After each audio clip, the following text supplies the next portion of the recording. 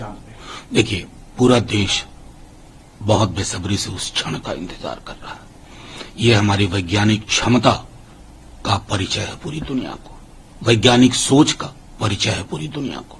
इसके इतर मैं समझता हूं कि अगर कोई श्रेय है तो इसरो के वैज्ञानिकों का, जिन्होंने इस दिन तक हमें पहुंचाया। बस पूरा देश देखेगा, भारतीय प्रधानमंत्री बाहर हैं, विदेश में हैं, वो ब्रिक्स में समय निकालकर इस एक एक नागरिक, क्या प्रधानमंत्री, क्या मुख्यमंत्री, एक एक नागरिक के लिए गर्व का क्षण है।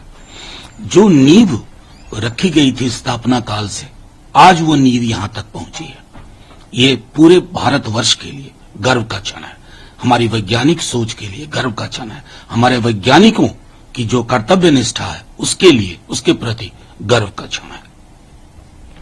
सर, ब्रिक्स में प्रधानमंत्री मोदी जी ने देश की बात की, यूपीआई, डिजिटल पेमेंट के साथ साथ उन्होंने ये भरोसा दिलाया दुनिया को कि आने वाले समय में भारत 5 ट्रिलियन इकोनॉमी बनने जा रहा है। देखिए, मतलब जितने अर्थशास्त्रियों से मेरी बात हुई, प्रधानमंत्री जी की ये जो 5 ट्रिलियन वाली बात है, ये एक तरह से मैथमेटिकल रियलिटी है। इसको नेचुरल प्रोग्रेशन कहते हैं किसी भी इकोनॉमी का।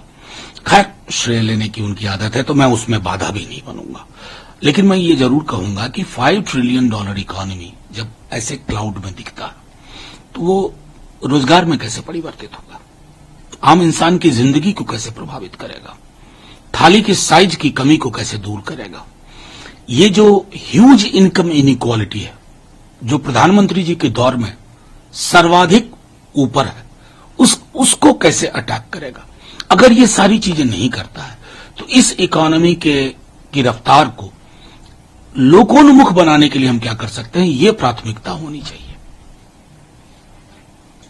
सर, नेशनल एजुकेशन पॉलिसी को लेकर विवाद चल रहा है। कर्नाटक से आवाज उठी और केंद्रीय मंत्री इस पे बोल बैठे कि जो उनका बयान है या नेशनल एजुकेशन पॉलिसी पर जो उनकी धारणा है वो गलत है, क्योंकि 2023 नहीं 2020 में इसको बनाया गया। आखिरकार ये नहीं, मैं तो सीधे, मैंने बहुत गंभीरतापूर्वक इसका अध्ययन किया, मैं हल्के में नहीं कह रहा हूं।